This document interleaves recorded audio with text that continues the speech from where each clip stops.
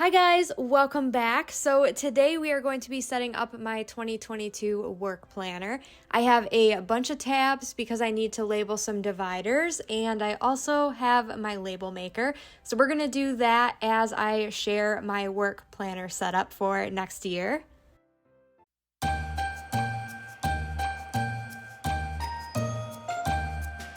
So this is my planner for 2022 that I am working on setting up, and I am doing kind of a similar setup to last year.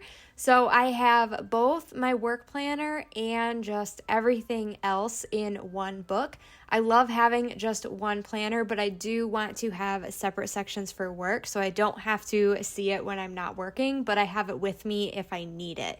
So this is perfect. This is my planner. It's pretty full right now. And I also have the transformer style setup just like I did last year. So this section is what we'll be working in, which is my work planner. So this is the cover that I have, and it's an older cover. I'm not sure if it was from a Happy Notes or a planner. So opening it up, I have a simple setup, and I have this 9 things to do for downtime at work, and I found this list from Levo League on Pinterest. There was actually a 10th one, but I didn't have space, so I just wrote the 9 that were kind of the most related to things that I could do when I do have downtime at work. Since it's from Pinterest, I will have the pin linked in the description box if you're interested in checking it out. So this is the planner section, and all of these are printables that I made, and my Etsy shop is not open currently, but I am planning on reopening it in the first quarter of next year. So I will be updating my Instagram and probably a video here in the future of when these printables and more will be available on my shop. So the first section of my planner is just kind of like a quick glance, and I have this pocket page acting as a divider because I like how thin it is and I can just place little things inside of the pages if I need them.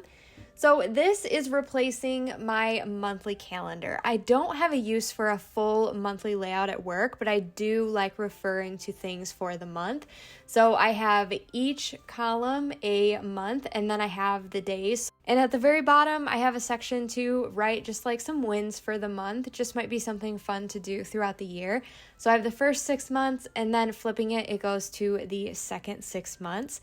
And I kind of really like this because I get the best of a monthly planner, but also just kind of a very simple, like year at a glance, doesn't take up a whole lot of space. Flipping the page, I just have a quick glance 2023 calendar. So as we work through next year, I can add any notes that I need. I have another pocket page divider separating that from my project planning. So this is new for this year that I'm trying. So I have a little quote up here from the Getting Things Done book by David Allen. And then I have a list with all of the months. So I'm going to basically list my projects and then highlight what months I'm expected to work on those. So throughout the year, I can get at a glance what my busiest months are with projects, or if I can take another project on, or if I have too many. And this is also new. So I've been trying to find a way to better create a to-do list for my projects. So I have a section for the name, the project leader, and then some little checklists. So as we have project meetings, or if an email is sent and there's something that I have to do for the project, I can just make note of that here, and all of my project work is in one spot and it's separate from my actual to-do list. So this is new, and I'm not sure how this is going to go, but we're going to give it a try. And then this next section is how I do my master task list. So this one is blank. It's actually covering my one that I don't really want to share because there's a lot of detailed information on it. So how I do this is I just basically divide this in half, and I have 2 columns, and I just write my tasks that I need to get done. It's just one giant master list that I refer to. So this is kind of a guide that I created from the Getting Things Done book from David Allen. And I am trying to weekly go through the weekly review. So I just typed up a little checklist and the stages for the weekly review based on the book. And then underneath each stage, I just listed like a few things to get me thinking about things that I should do. And all of these are related to things that are going on in my workday. So I can ask myself these questions, or it's just a little list of like, collect the notes from your desktop and add those to your planner. So this is my actual planning section that I will be spending the most time in. So I wanted a weekly, but I don't need a 2-page weekly. And I have a little month at a glance, a notes area, and then a column for Monday through Friday. And I've been using this layout since November, and it's actually been working really well. So I use 2 colored pens, and I got this idea from the Organized Money. She uses 2 colors in her planner, and I love it. So I use mine a little differently. So I use blue for to-dos and red for any meetings or things that are due on specific days. So I basically just make a list and I just write down things as I think of them or as they're scheduled. There's really no rhyme or reason to this. It's just a list for each day. And that has made it so nice to plan at work, not having to think about like this top section is for this bottom section is for this. And I just have the whole year in here. So I can just write down any meetings, project deadlines, any tasks that I already know I have to do on specific days. And it's just such a great way to just easily and quickly plan. So now I'm going to work on my dividers. So I already have a couple tabs made from last year's setup that I'm just going to reuse because they're still in good condition. But this first one, I'm not quite sure what I'm going to call this section. So I'm going to add my little tabs right to these little pocket page dividers. And I think I might use this green one. So I'm almost out. I need to get more of these tabs. I love the colors of these ones. They're just such a pretty pastel color and they're very thick. So they're ones that you can actually grab and flip to without it being too flimsy. And I can't figure out what I'm going to name this section. I don't know if I want to do like a future log or if I want to call it my monthly. So I think I might just hold off on naming this section because I know what my other sections are going to be called. So I think I'm just going to skip this one for now and move on to my second section.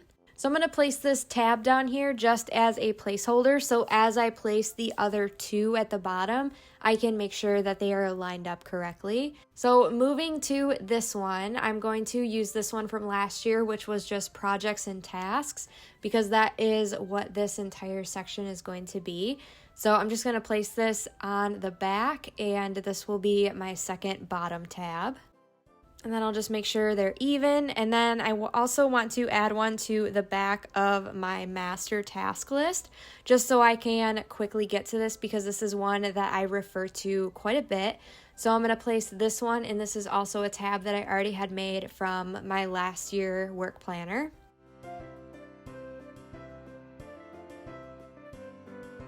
So those are my 3 bottom tabs. I'm not going to add any more right now for those. And I like to keep the tabs in my work planner very simple so I can easily just get to the section that I need. And then I'm going to use this one and I'm going to make it a top tab. And this one is going to just bring me straight to the week that I'm working on.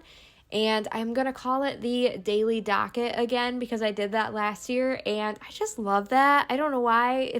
It's really cool to me. So I am going to name this divider tab the exact same.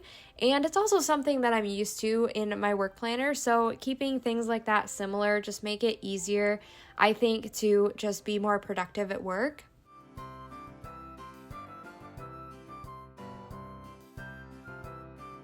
So I'm just going to trim this sticker down a little bit. So I'm going to trim a little off the top and then the sides so that it will fit better and I don't have to trim it around the plastic tab. I just find it's easier when you're sticking the tab on to do the trimming first. And this is just clear label tape that I got from Hobby Lobby and pop it right in my planner. So I have a top tab that will quickly get me to my weekly plans. So now I need to name this section, but first I'm going to actually move this tab for my weekly review checklist just because I don't want it to be in line with the tab for my week. So I'm just going to move this to right behind that so I can line this up a little better so that it is separate from that tab.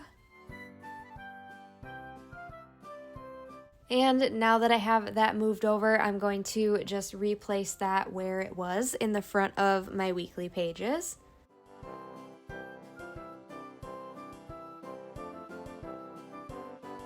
And now to name that first tab.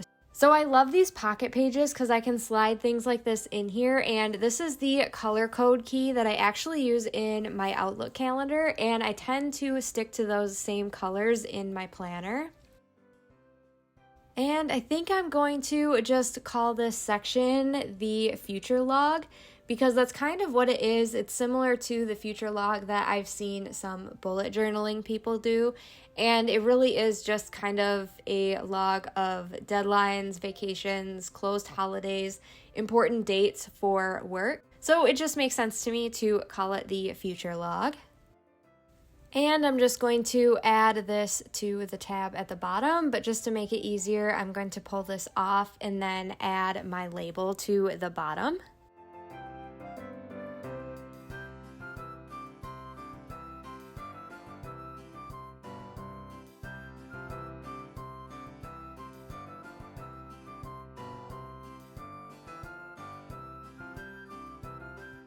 So there are my 3 bottom tabs, which are the 3 main sections in my planner. So it'll make it super easy to get to everything that I need quickly.